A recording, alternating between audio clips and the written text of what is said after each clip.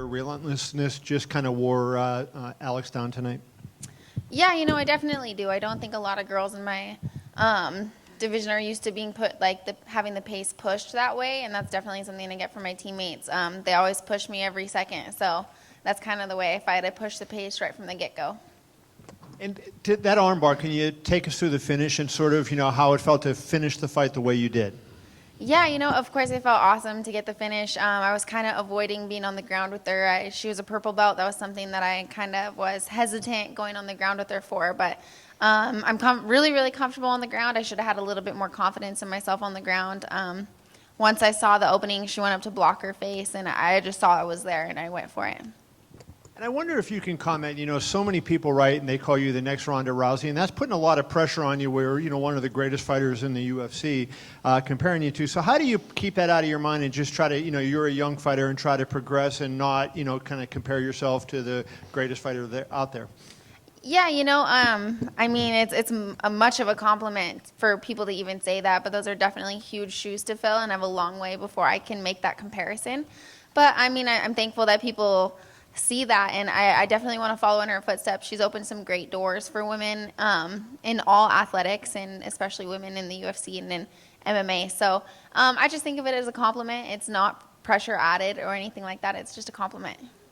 Was it true that you were nervous when you first met her and that you couldn't speak when you shook hands with her? Yeah, definitely. When I first met her, I was nervous, especially, she's Ronda Rousey. I met her at a Reebok photo shoot, so I saw her walk in and nerves rose, but I made sure I went over, shook her hand, and she gave me a compliment on my last fight, and didn't really know what else to say other than, hey. I think that's kind of how Rumble was with Cormier, right?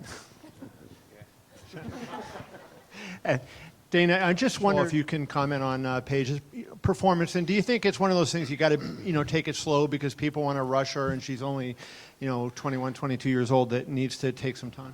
Yeah, no, I agree. She has all the attributes of a little rock star, man. She's got a great personality. She's absolutely relentless when she fights. She moves forward. She puts Mighty Mouse type pressure on fighters.